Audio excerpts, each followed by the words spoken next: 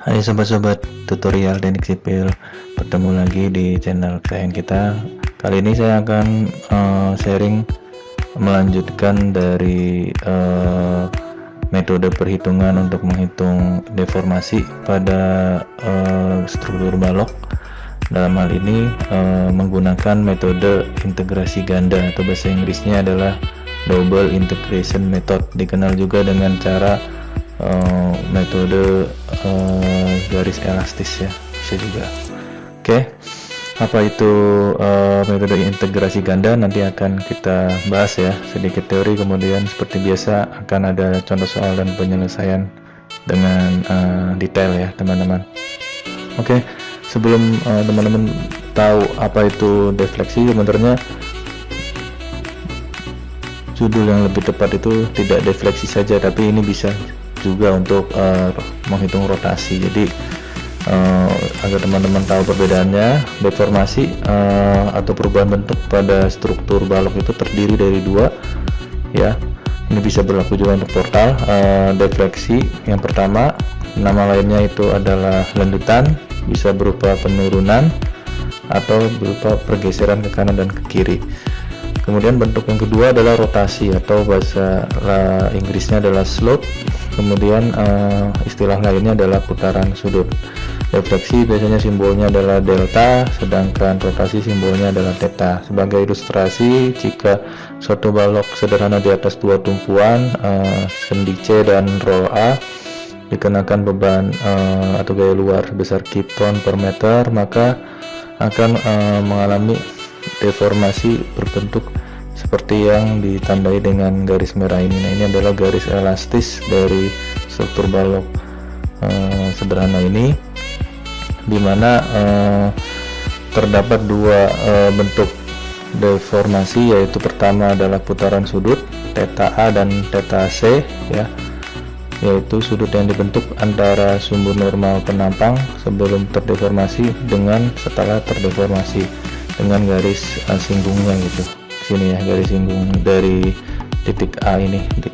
Kemudian bentuk yang kedua dari deformasinya adalah berupa lendutan. Di sini lendutan di titik B ini misalkan adalah sebesar delta VB. Sebenarnya tidak hanya lendutan di titik B, banyak ya, sepanjang balok ini mengalami lendutan ya. Dari sini lendutan di titik A tepat 0, dari sini akan ada nilainya terus. Nah, hingga maksimumnya adalah di tengah untuk kasus jika dikenakan balok beban merata Q ini gitu. Nah teman-teman, dalam menghitung deformasi ini sebenarnya sudah saya jelaskan pada metode pertama, yaitu menggunakan metode unit load atau beban satuan atau beban maya.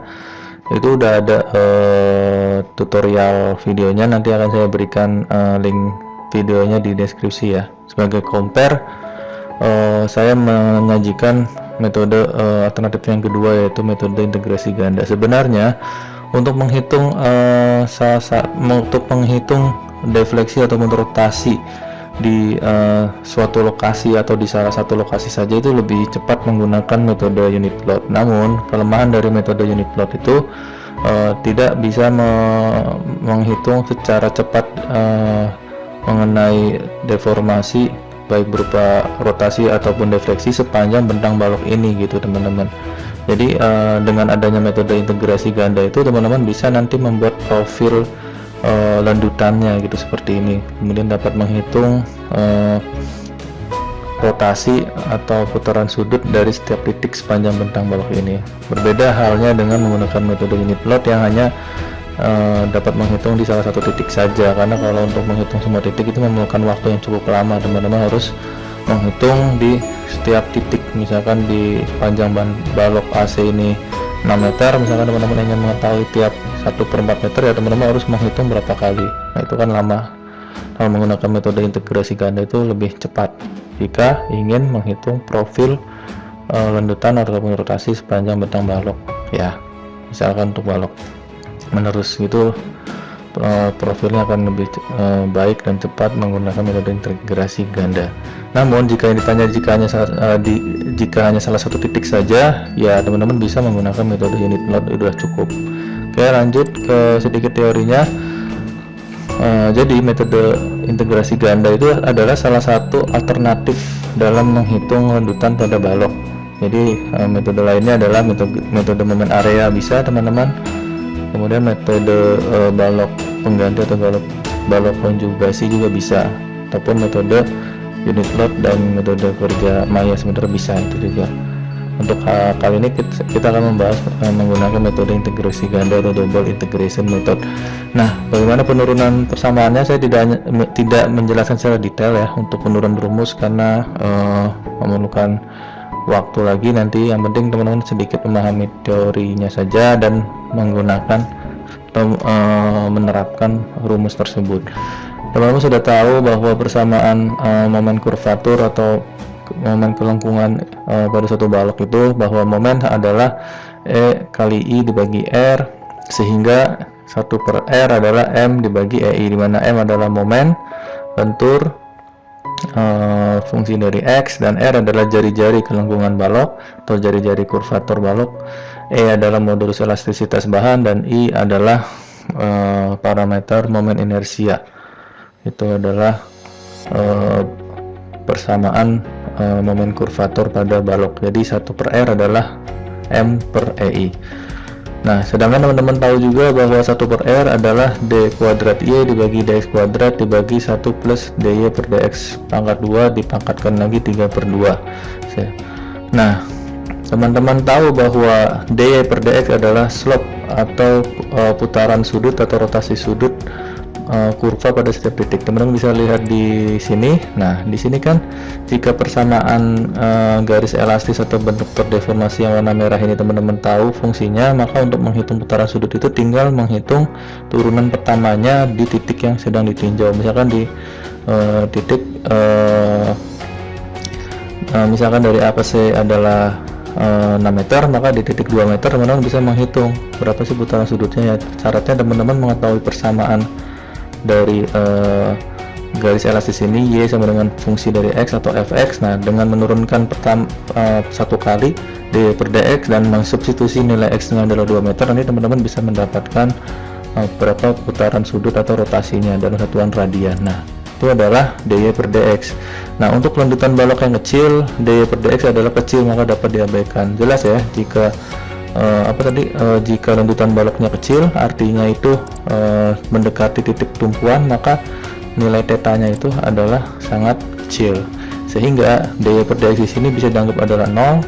1 ditambah 0 pangkat 2 adalah 1, 1 dipangkatkan 3/2 adalah 1, jadi 1/r adalah d kuadrat y per dx kuadrat. Nah, persamaan 2 ini adalah asumsinya seperti ini. Jadi teman-teman tahu 1/r sendiri tadi di persamaan momen kurvatur adalah momen per EI, maka 1/r sama dengan d kuadrat y per dx kuadrat, sehingga 1/r nya kita substitusi m per EI nya ke bawah sini, maka m per EI adalah d kuadrat y per dx kuadrat. Nah, itu nah jika ditulis adalah seperti ini. Nah, jadi kalau untuk menghitung slope atau putaran sudut, karena putaran sudut itu adalah dy per dx kemiringan garis singgung kurva garis elastis, maka teman-teman harus menghitung agar menjadi dy per dx, teman-teman harus mengintegralkan gitu. Jadi dy per dx adalah integral m per ei dx. Nah, itu adalah persamaan untuk menghitung putaran sudut. Langsung ke contoh soal yang sudah saya sajikan. Jadi nanti video ini ada 3 part. Mengapa 3 part? Agar teman-teman bisa memahami secara detail, tidak hanya mengetahui satu case saja, tapi di 3 part ini mudah-mudahan dapat mewakili video tutorial metode integrasi ganda ya. Mungkin juga bisa kita pecahkan soal di metode unit load itu di compare dengan metode integrasi ganda ini, tapi nanti akan dibuat video terpisah ya. Jadi ini saya membahas satu contoh soal yang bisa dipecah menjadi 3 part dalam menghitung berbagai macam aspeknya nanti. Oke, jadi cukup padat sebenarnya dari satu case ini. Oke, jadi judulnya adalah pembuktian rumus rendutan atau defleksi di tengah bentang untuk part pertama ya. Balok simple beam akibat beban terpusat di tengah bentang menggunakan metode integrasi ganda atau dikenal dengan cara double integration method atau juga cara garis elastis. Garis elastis adalah yang ini, yang warna merah ini, bentuk terdeformasi atau deform shape kalau di program SAP 2000 ataupun ITAPS biasanya.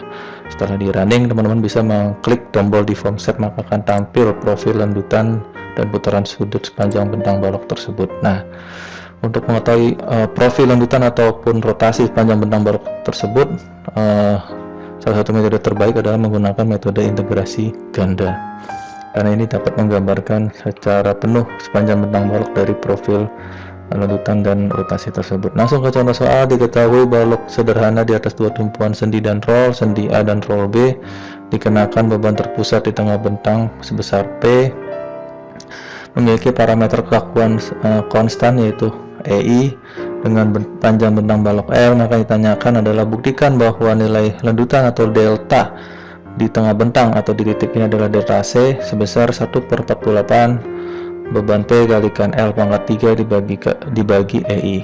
Oke, ini sebenarnya udah saya buktikan di metode unit load ya. Sekali lagi, kalau metode unit load ini emang untuk menghitung nilai lendutan di salah satu titik itu bisa lebih cepat sebenarnya.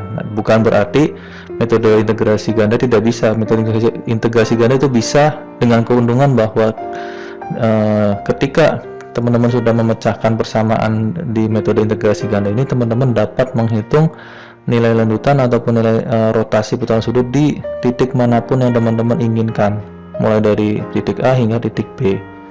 Berbeda kaitannya dengan metode unit load yang hanya bisa atau lebih cepat untuk satu titik saja yang dicari. Kalau semua titik dicari akan memerlukan waktu yang begitu lama, karena memerlukan perulangan langkah-langkah di titik X yang ditinjau untuk menerapkan beban maya sebesar satu satuannya itu. Langsung saja, bagaimana caranya? Tadi sudah saya jelaskan sedikit bahwa dy per dx adalah theta adalah integral m per ei yang tadi yang ini ya. Nah ini. Oke, jadi langsung ke contoh soalnya. Sebenarnya sudah saya jelaskan. Nanti teman-teman bisa ngikut di videonya sebenarnya. Nah ini sebenarnya langsung dulu ya ke landasan teorinya, bahwa deformasi terdiri dari dua bentuk seperti yang saya dijelaskan di video awal. Ada slope atau rotasi atau putaran sudut, nama lainnya, dan bentuk kedua adalah defleksi ataupun lendutan ya, bisa berupa penurunan ke bawah ataupun penaikan ke atas. Itu tergantung dari nilai akhirnya itu bertanda positif atau negatif. Nilai theta atau rotasi adalah integral m per ei dx seperti yang tadi sudah saya jelaskan di sini ya, dari penurunan rumus momen kurvatur. Nah, untuk menghitung lendutan atau defleksi, caranya adalah teman-teman mengintegralkan nilai rotasi terhadap x atau integral theta dx. Jadi kalau tetanya adalah integral m per ei dx, maka delta atau lendutannya adalah integral dari theta, maka integral kemudian integral lagi m per ei d kuadrat x. Jadi integral dua kali dari m per ei seperti itu ya. Dari persamaan kelangkungan momen dan penggabungan rumus eksak untuk kelangkungan tadi yang sudah saya bahas. Ini adalah dasar teori untuk perjanjian tanda positif arahnya itu. Untuk theta yang positif adalah berlawanan arah jarum jam atau unclockwise, sedangkan untuk delta ataupun lendutan arah positifnya adalah ke atas jika tinjauan kita dari kiri ke kanan, seperti itu ya. Kalau dari kanan ke kiri, maka nilai lendutan arah positifnya adalah ke bawah, kayak gitu ya teman-teman. Gitu sebaliknya juga untuk slope atau rotasinya. Langsung tadi ke contoh soal ini. Sebenarnya teman-teman pertama kali adalah menghitung reaksi peletakannya dulu ya teman-teman. Hal ini diperlukan. Teman-teman bisa melihat di sini bahwa ketika ada beban P di tengah bentang dengan panjang bentang total L, maka nilai titik P ini ada di L per 2 dari titik A. Tinjauan kita dari kiri ke kanan, HA nya berapa, VA berapa, dan VB berapa. Teman bisa hitung menggunakan persamaan statika biasa. Saya zoom dulu biar lebih jelas ya, maaf. Nah sebentar. Untuk menghitung reaksi-reaksi peletakan simple beam, kita terapkan keseimbangan yang pertama, sigma H adalah 0, maka karena di sini hanya ada reaksi peletakan arah horizontal HA di titik A, maka HA adalah 0 sebab beban luar hanya bekerja arah vertikal. Nah, kemudian kita terapkan keseimbangan momen di titik A adalah 0, dengan menggunakan asumsi arah positifnya berlawanan jarum jam agar konsisten. Dengan hard cross juga teman-teman bisa peroleh bahwa beban P ini akan mengakibatkan putaran momen searah jarum jam sehingga berlawanan dengan arah asumsi positif, sehingga nilainya minus P kali kanangan momennya adalah L/2. Nah, maka di sini L/2. Kemudian VB akan mengakibatkan putaran momen berlawanan jarum jam sehingga nilainya plus VB. Nah, panjang dengan momennya dari BKA adalah L sama dengan 0 dari sini. Nah, maka min P kali L/2 sama dengan min VB kali L. VBL nya pindah ruas ke kanan, maka minusnya coret, L nya coret, maka VB adalah P/2. Secara logika cepatnya jika ada beban P ke bawah, maka jika dia di tengah bentang persis, maka VA nya pasti setengah dari P dan VB adalah setengah dari P. Ya, teman-teman bisa menghitung secara hitungan matematisnya, sigma V adalah 0 untuk menghitung VA, maka ke arah positif ke atas, VA plus VB sama dengan P, maka jika VB nya P/2 maka VA nya pun adalah P/2. Karena positif maka arahnya ke atas sesuai arah asumsi awal. Soal di atas memiliki dua persamaan deformasi. Deformasi itu terdiri dari defleksi dan rotasi. Tidak apa saya ulang-ulang terus agar teman-teman mengingat. Deformasi pada bentang AC, dan ini C ya, di tengah ini C ya, C ini di titik P persis sesuai dengan di sini C. Kemudian adalah deformasi pada bentang CB. Penentuan jumlah persamaan deformasi ini bergantung dari banyaknya bentang yang dipisahkan oleh titik peletakan yang ada dengan banyaknya titik-titik beban luar ya. Misalnya di sini beban P nya di tengah ya, maka jumlah persamaan deformasinya ada berapa bentang ya, 2, A, B, A ke C ke tengah ini, kemudian C ke B. Jika bebannya tepat di B ya, maka nanti persamaan deformasinya hanya satu, yaitu bentang A, B saja. Begitu maksudnya teman-teman. Deformasi terdiri dari dua, rotasi atau putaran sudut, theta atau slope, kemudian defleksi atau lanjutan, simbolnya adalah delta. Nah, kemudian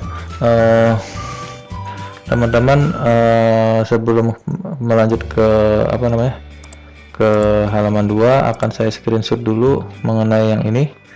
Nah, ini gambar ini agar teman-teman bisa memahami sketsa soalnya. Ini perlu, ini lagi-lagi adalah teknik saya dalam menjelaskan di video agar teman-teman dapat mengikuti video saya dengan baik gitu. Aduh, ini blur, maaf teman-teman ya. Ada blur lagi, sebentar. Sabar adalah dekat dengan Tuhan. Oke, kita lanjutkan lagi. Ini tidak bisa di full screen jika butuh dua window, dikarenakan memiliki dua persamaan deformasi yang tadi, yang ini theta 1 dan delta 1 adalah pada deformasi pertama bentang AC, kemudian theta 2 dan delta 2 pada deformasi kedua bentang CB, maka akan menghasilkan 2 dikali 2, yaitu 4 konstanta integrasi. Nah, kenapa menghasilkan konstanta integrasi nanti akan saya jelaskan, berupa C1, C2, C3, C4. Jadi kalau ada 3 persamaan deformasi misalkan ya, maka akan menghasilkan 3 kali 2, yaitu 6 konstanta integrasi C1 hingga C6.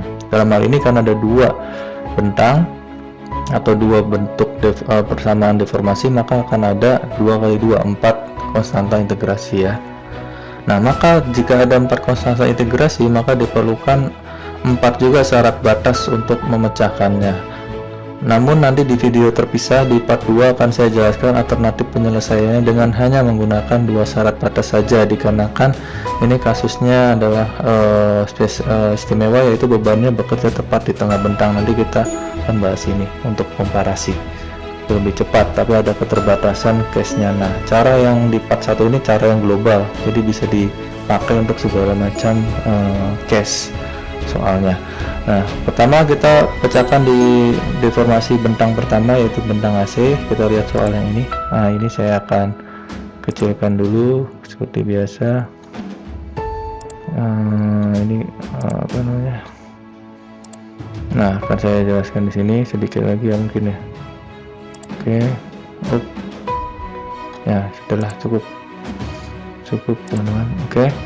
Nah, teman-teman perhatikan di C adalah di tengah bentang di bawah beban P ini, maka kita lihat bentang AC Nah, kita buat free body. Di sini ada sendi A, kemudian potong di titik C.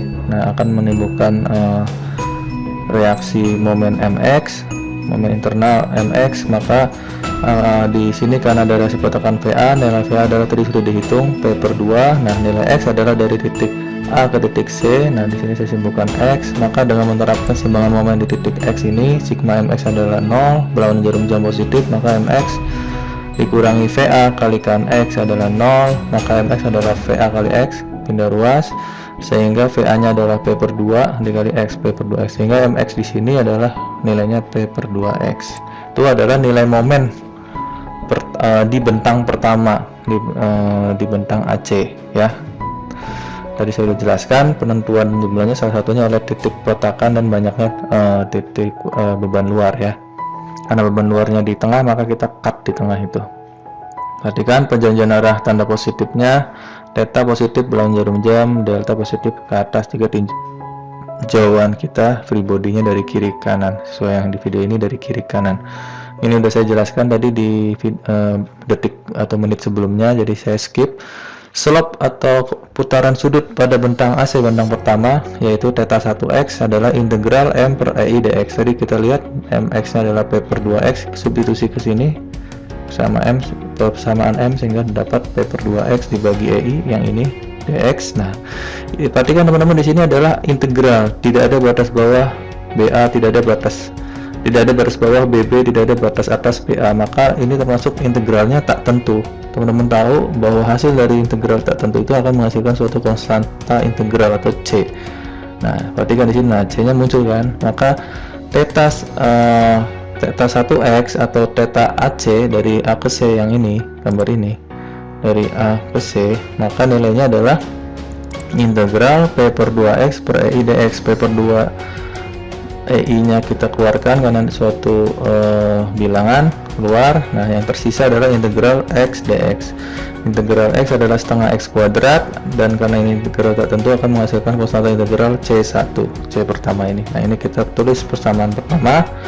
Nah, ketika sudah dapat theta, kita dapat menghitung delta dengan cara apa tadi teman-teman? Dengan cara mengintegralkan theta dx nya. Maka kita hitung delta AC atau delta pertama X adalah integral theta 1x dx. Jadi integral yang theta pertama ini tinggal integralkan aja, ini pindah ke bawah. Integral P per 2 EI setengah X kuadrat plus C1, P per 2 EI nya keluar karena bilangan, P per 2 EI integral yang tersisa adalah setengah X kuadrat tambah C1 dx, P per 2 EI. Nah, integral dari setengah X kuadrat adalah 1 per 6 X pangkat 3, jadi 3 nya itu kali 2, 6. Integral C1 adalah C1X, dan karena ini adalah integral tertentu akan menghasilkan konstanta integral baru yaitu C2 di sini. Nah, kita tutup burungnya, akan menghasilkan persamaan kedua. Perhatikan syarat kondisi batas pertama ya, atau boundary, bahasa Inggris kondisi batas adalah boundary condition 1. Jika teman-teman membaca textbook, istilahnya adalah boundary condition, syarat batas. Nah, teman-teman perhatikan bahwa di titik A ini, karena dia adalah sendi, teman-teman tahu bahwa di sendi itu dia ada reaksi perlawanan arah vertikal. Artinya apa? Artinya di sini tidak akan terjadi lendutan di titik A ini. Artinya lendutannya adalah 0. Nah, maka untuk X sama dengan 0, artinya di titik sendi A ini, maka nilai lendutan atau delta pertama, artinya bentang pertama itu bentang AC, untuk X sama dengan 0 nilainya harus 0. Nah, substitusikan syarat batas ini ke persamaan 2 yang tadi ini nih. Nah, ini saya naikkan dikit. Nah, ini theta 1x kan ini. Nah, ini substitusi theta 1-nya itu 0. Nah, maka akan diperoleh nanti di bawah keterangan ini. Nah, sebelum saya lanjut, saya kasih penjelasan bahwa ada syarat batas untuk 3 macam tumpuan sebagai berikut. Teman-teman tahu tumpuan yang paling sering dibahas adalah sendi, roll, dan jepit. Simbolnya adalah ini misalkan. Untuk tumpuan sendi, maka syarat batas atau boundary conditionnya adalah lendutannya adalah 0, delta V atau Y sama dengan 0, ini simbol aja. Kemudian theta atau dy per dx nya adalah tidak 0, serta delta h nya adalah 0. Ya, ini yang sering nanti yang untuk kaitannya dengan integrasi ganda itu yang saya beri tanda kotak ini. Untuk yang tumpuan rollnya adalah nilai lendutannya juga adalah atau Y-nya adalah 0 karena di sini ada reaksi peletakan atau perlawanan di titik roll ini. Nilai tetanya juga tidak sama dengan 0 ya, karena tidak ada perlawanan momennya. Kemudian delta H-nya adalah tidak sama dengan 0 karena tidak ada perlawanan arah horizontal, artinya dia akan bergeser, jadi tidak mungkin diam atau 0. Untuk jepit, dia istimewanya adalah nilai landutannya 0 dan nilai tetanya juga 0. Kenapa tetanya 0? Karena di sini ada reaksi perlawanan momen untuk menahan putaran sudut tidak terjadi. Seperti itu teman-teman konsepnya. Nah, yang kotak-kotak ini teman-teman harus dipahami ya, seperti itu. Jadi karena di soal, balik lagi ke soal, karena di soal adalah saya tarik di titik A adalah sendi adalah yang ini, yang kotak adalah landutannya 0 di titik sendi, maka seperti itu sih nilai landutan di X dengan 0, artinya di titik sendi A ya, di 0 karena X nya itu dari A ke C, berarti di 0 di A adalah 0, maka masukkan persamaan dua yang ini sama dengan kan 0, maka akan diperoleh P per 2I 1 per 6 bla bla bla sampai C2 ini adalah 0. Kemudian 1 per 6 X pangkat 3 tambah C1 kali X tambah C2 sama dengan 0 dibagi P per 2I. 0 dibagi P per 2I adalah 0. 0 dibagi angka berapapun adalah 0.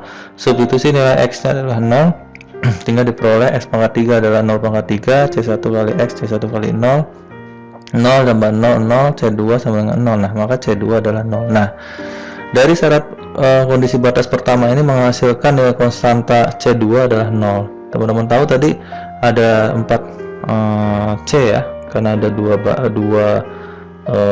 persamaan deformasi, sehingga teman-teman harus menghitung nilai C1, C3 dan C4 karena C2 udah ketemu nilainya adalah 0.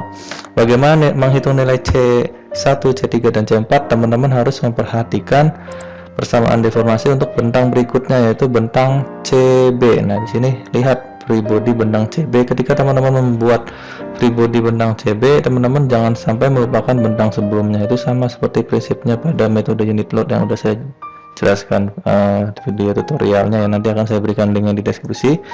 Nilai X adalah dari titik sendi ini hingga titik B. Nah, nilai X nya memang dari awal sampai akhir. Ini sedikit berbeda dengan unit load. Kalau unit load itu dari bentang sesuai free body-nya dari C ke B. Kenapa ini harus dari 0 hingga ke B? Karena di sini untuk metode integrasi ganda itu diperlukan syarat kontinuitas atau syarat keberlanjutan ya teman-teman. Karena artinya nanti ketika kita memanfaatkan nilai landutan di persamaan pertama ataupun nilai putaran sudut di syarat pertama di persamaan deformasi pertama yang tadi yang udah kita hitung ini. Nah, ini theta dan delta 1 ini nanti nilainya harus sama dengan theta dan delta 2 di titik tengah bentang ini teman-teman ya, seperti itu teman-teman. Maka di sini nilai X nya itu dari awal hingga free body berikutnya. Berbeda dengan di unit load, nilai X nya adalah dari C ke B, tapi untuk integrasi ganda karena ada syarat kontinuitas itu ya dari titik awal tinjauan itu dari A ke B.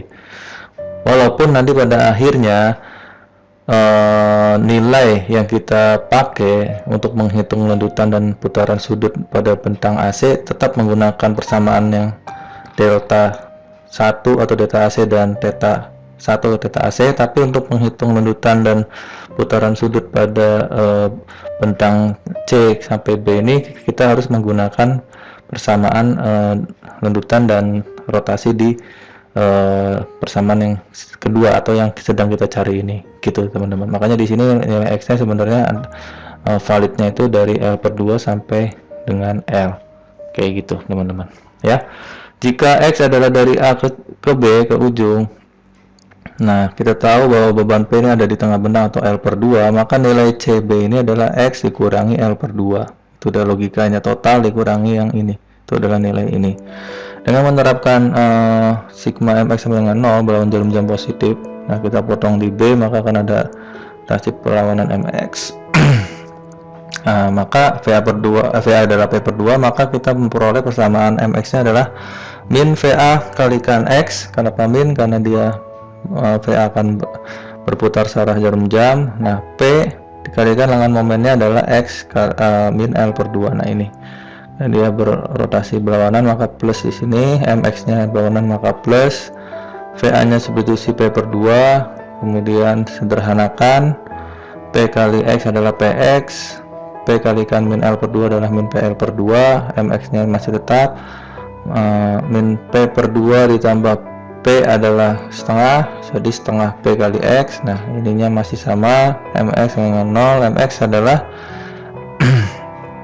nilainya adalah PL per 2 dikurangi P per 2X. Kalau saya sederhanakan, karena di sini P per 2 nya sama, ya bentuk lainnya adalah P per 2 dikali dalam kurung L dikurangi X ya. Ini adalah persamaan momen lentur atau MX pada bentang CB. Dari sini C ke B yang valid gitu. Kalau yang M1 kan dari A ke C yang ini. M1 adalah yang ini nih. Nah ini. Kalau M2 adalah yang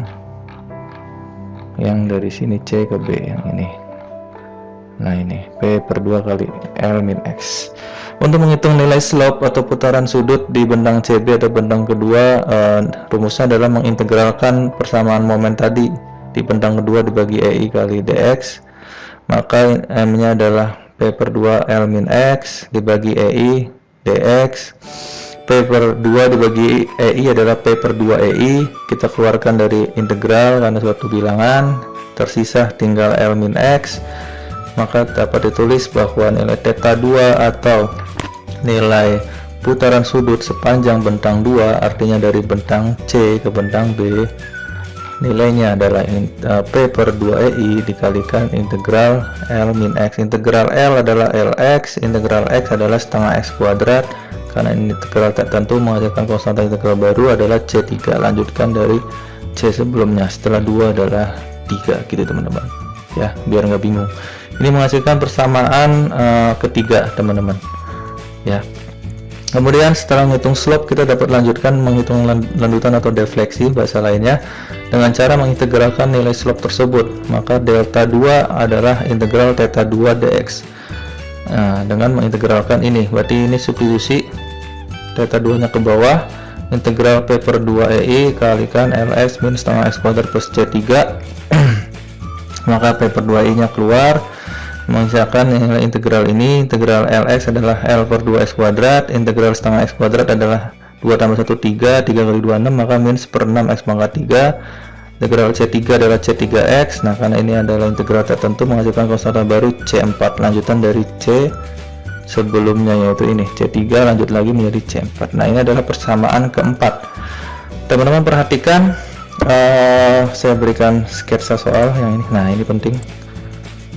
Sebentar, sudah nggak bisa diperkecil lagi ya teman-teman. Ini syarat kondisi batas kedua, tadi kan batas pertama udah, sekarang adalah batas kedua atau boundary condition kedua. Perhatikan teman-teman, ini penting sekali. Untuk X sama dengan L ya, kan teman-teman tahu dari L adalah jarak antara A ke B, maka untuk X sama dengan L, X kan mulainya dari titik 0 alias titik A sampai titik L yaitu titik B. Maka di titik B ini karena dia adalah roll, maka nilai lanjutannya adalah 0 teman-teman. Perhatikan, ini adalah penjabaran atau pengaplikasian dari ini nih, roll boundary conditionnya nilai lanjutan. Nah di titik roll ini adalah 0. Nah aplikasi dari syarat batas itu adalah ini teman-teman. Maka nilai untuk X sama dengan L, maka atau di tumpuan roll B tepat, maka nilai lanjutan 2L nya adalah 0. Artinya apa? Delta 2 itu artinya nilai lanjutan atau nilai delta dengan menggunakan persamaan deformasi kedua, yaitu yang ini nih. Nah ini yang barusan kita hitung tadi panjang lebar itu. Substitusi nilai ini θ 2 nya pindahkan ke bawah sama dengan kan 0, ini persis ya sama. Maka nilai yang di dalam kurung ini adalah 0 dibagi P per 2EI, 0 dibagi berapapun 0. Kita substitusi nilai X nya adalah L, maka di sini X nya menjadi L, X nya menjadi L, X nya menjadi L. L kalikan L per 2 kalikan L kuadrat adalah L pangkat 3 per 2. Ini sederhanakan ya, pokoknya ini sederhanakan aja. L pangkat 3 per 2 kurangi L pangkat 3 per 6 akan menjadi 6 bagi 2 3, 6 bagi 6 1 kali L pangkat 3. Nah 3 kurangi 1 adalah 2, 2 dibagi 6 disederhana jadi sepertiga L pangkat 3 ini. Nah ini adalah ini.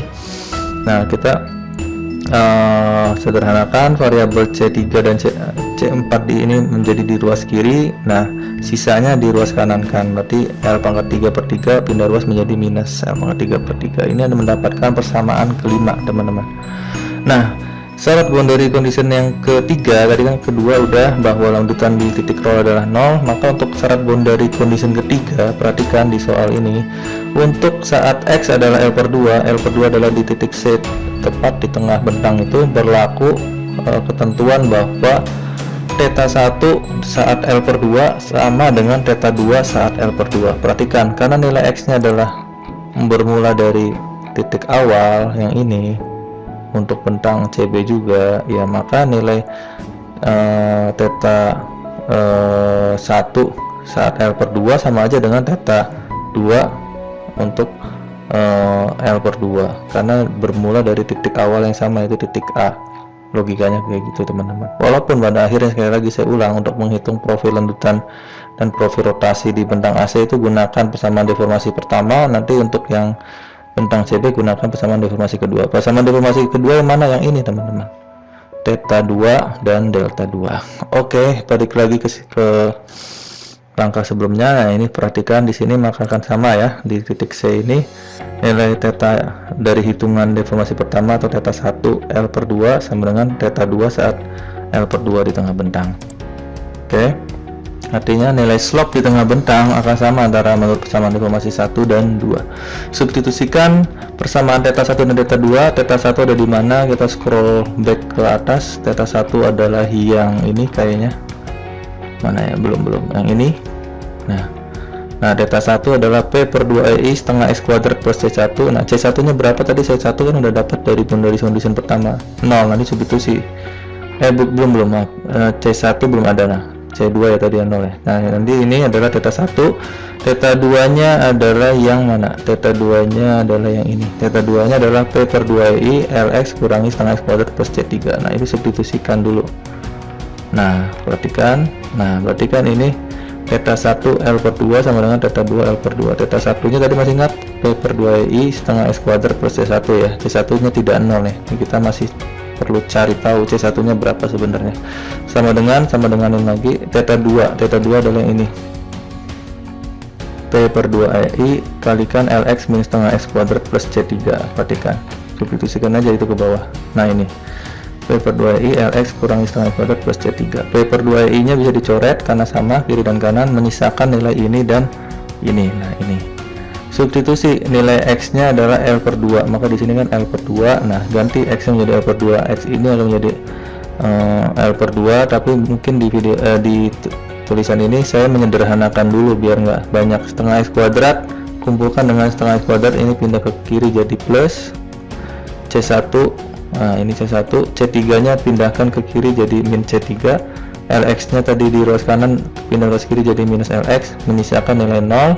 Setengah X kuadrat tambah setengah X kuadrat adalah X kuadrat, C1 kurangi L, nah X nya adalah L per 2 kurangi C3 dengan 0, X kuadratnya ubah nilai X sama dengan L per 2, jadi X berubah menjadi L per 2, karena X kuadrat maka L per 2 kuadrat tambah C1 kurangi L kali L kuadrat per 2 kurangi C3 sama dengan 0, L kuadrat dibagi 2 kuadrat berarti L kuadrat per 4, ditambah atau maaf dikurangi L kuadrat per 2, dikumpulkan yang ada L kuadratnya sehingga akan menghasilkan seperti ini, plus C1 min C3 sama dengan 0. L kuadrat per 4 dikurangi L kuadrat per 2 adalah minus L kuadrat per 4, pindah ruas ke kanan menjadi plus L kuadrat per 4, C1 min C3 adalah L kuadrat per 4. Ini adalah persamaan ke-6 teman-teman, bahwa nilai C1 kurangi C3 itu nilainya adalah L kuadrat per 4. Karena tadi saya bilang kalau ada dua persamaan deformasi maka perlu adanya 4 boundary condition atau kondisi batas. Nah tadi kan kondisi batasnya udah sampai 3 nih, tinggal satu lagi, kondisi batas keempat itu apa? Teman-teman perhatikan di soal, kalau tadi nilai tetanya harus sama di tengah bentang, maka sama untuk lanjutan juga di tengah bentang harus sama, baik dari hitungan deformasi pertama atau delta 1 saat L per 2 itu harus sama dengan delta 2 saat L per 2. Delta 2 adalah nilai lanjutan menggunakan persamaan deformasi kedua. Yang mana delta 2? Yang ini teman-teman, adalah yang ini. delta 2 P per 2 EI L per 2 X kuadrat min 1/6 X pangkat 3 plus C3X plus C4. Pindahkan itu ke sini ya teman-teman, ke sini panjang. Mana itu delta 1? Delta 1 itu scroll back jauh ke atas ya, saya scroll back dengan cepat ke atas. Delta 1 adalah yang delta AC atau delta bentang AC, delta 1 P per 2 EI 1/6 X pangkat 3 plus C1X plus C2 apa kan, itu pindahkan ke bawah ini.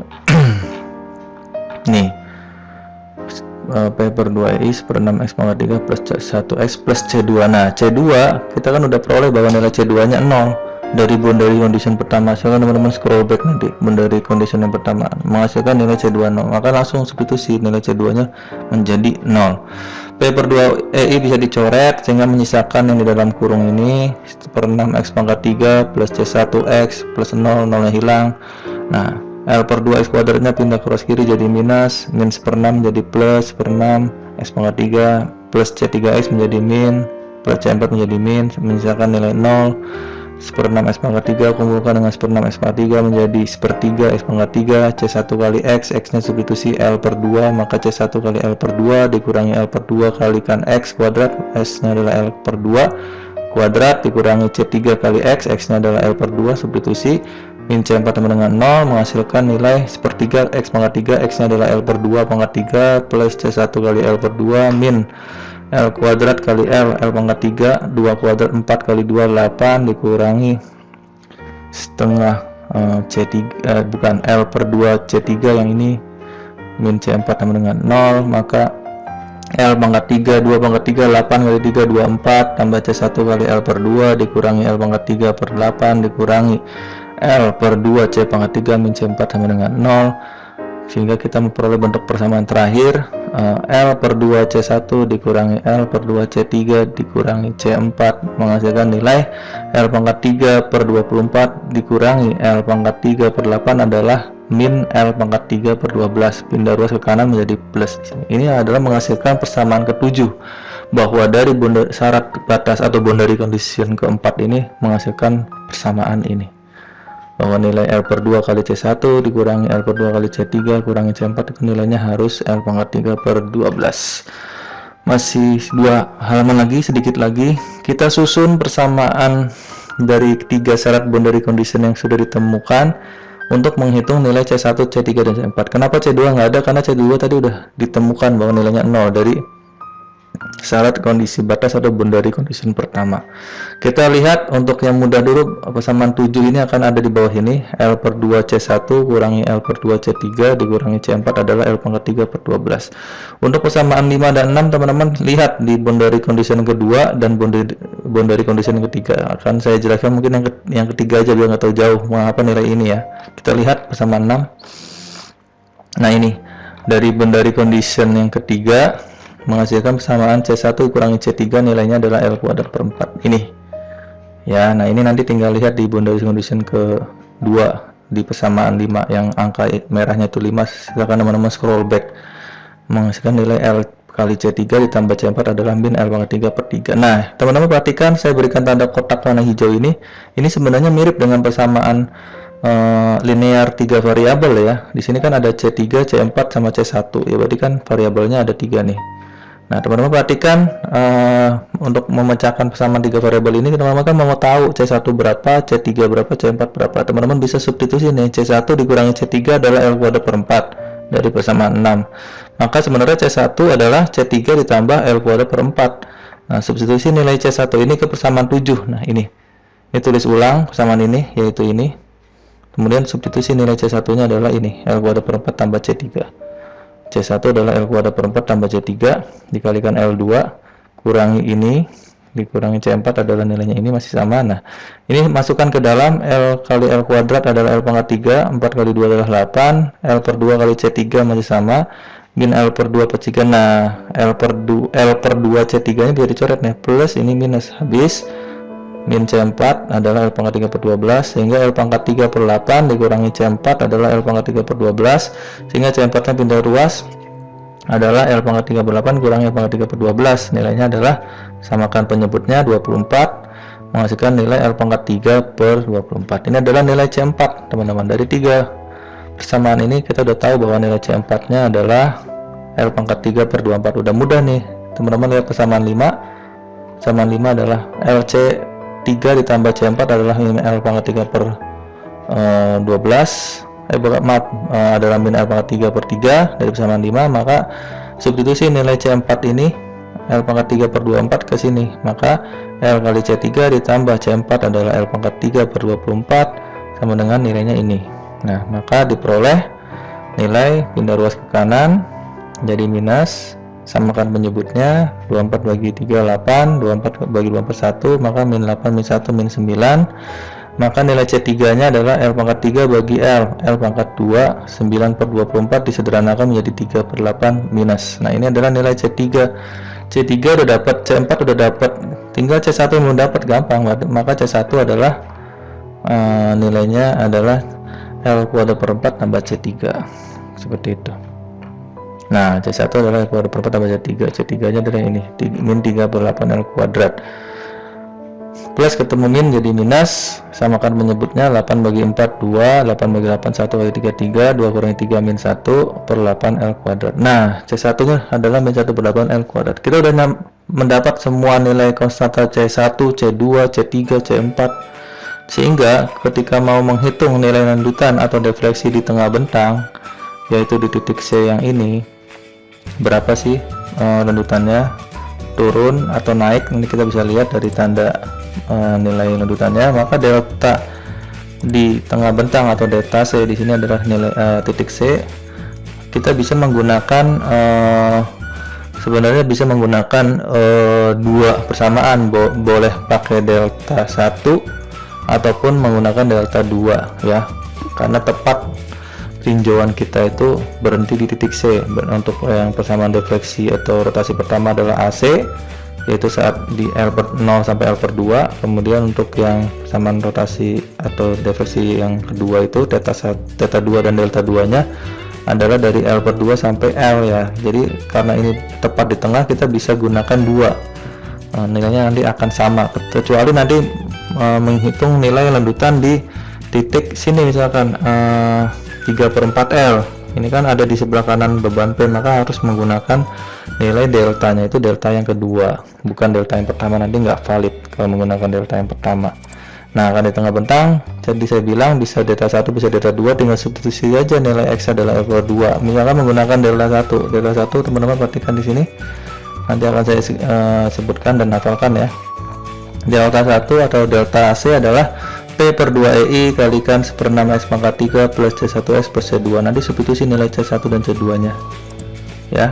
Oke, C1 udah dapat, yang ini tadi ya, min 1/8 L kuadrat. C2 nya juga udah dapat, C2 nya adalah 0 ya. Nah, kita substitusi nilai C1 nya adalah min 1/8 L kuadrat dari sini, dan C2 adalah 0 dari kondisi pertama, maka diperoleh delta C atau delta 1 saat X sama dengan L per 2 adalah P per 2 EI 1/6 kali X pangkat 3, X nya adalah L per 2 plus C1 nya adalah min 1/8 L kuadrat kalikan X kalikan L per 2 ditambah C2 tambah 0. Sederhanakan yang di dalam kurung ini, L pangkat 3 per 2 pangkat 3 8 kali 6 48, min 1/8 L kuadrat kalikan L per 2 adalah min 1/16 L pangkat 3 tambah 0, samakan menyebutnya 48 dibagi 16 3, 1 kurangi 3 itu min 2, 2 nya dicoret sehingga diperoleh nilai min P kali L pangkat 3 per 48 EI atau min 1 per 48 P kali L pangkat 3 per EI. Jadi ini terbukti. Mengapa terbukti? Karena suruh buktikan bahwa nilainya adalah 1 per 48 P L pangkat 3 per EI.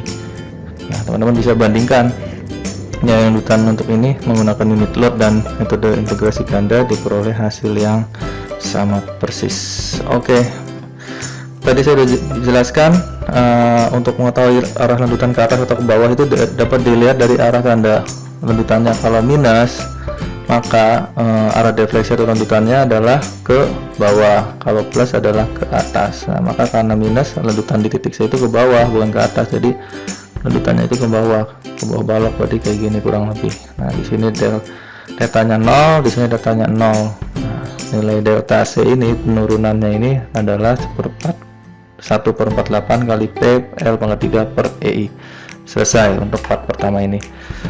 Jadi part pertama udah selesai, walaupun panjang lebar, insya Allah ini sangat jelas, detail, dan sangat benar konsepnya. Teman-teman nanti bisa mengimprove pemahaman ini untuk kasus balok statis tak tentu lainnya ya, menggunakan metode yang umum. Jadi nanti di part 2 itu akan saya jelaskan bisa juga menggunakan hanya dengan 2 boundary condition aja. Kalau di video ini kan 4 boundary condition. Karena kenapa bisa 2 Pak? Karena nanti ini ada keistimewaan karena bebannya tepat di tengah bentang, maka kan nanti kan landutan maksimumnya ada di tengah bentang juga. Teman-teman tahu ketika nilai landutannya maksimum di tengah bentang ini, maka nilai tetanya adalah 0, delta di titik C. Nah, nanti menggunakan bantuan itu cukup 2 boundary condition langsung bisa ketemu kayak gitu ya, khusus di bentang AC saja, tapi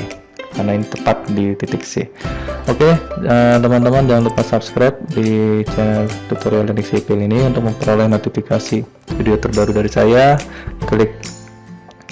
Mohon klik tombol like-nya jika suka dengan video yang bermanfaat ini, dan ditunggu komentarnya. Saya akhiri, silakan teman-teman lihat video part 2 dan part 3 nya agar memahami secara menyeluruh dari metode double integration atau integrasi ganda ini. Oke, nanti akan saya jelaskan compare atau komparasi untuk case yang lain ya, yang sudah saya hitung dengan metode unit load, akan saya pecahkan menggunakan metode integrasi ganda, apakah diperoleh hasil yang sama. Wabillahi taufiq wal hidayah. Wassalamualaikum warahmatullahi wabarakatuh. Have a nice learning.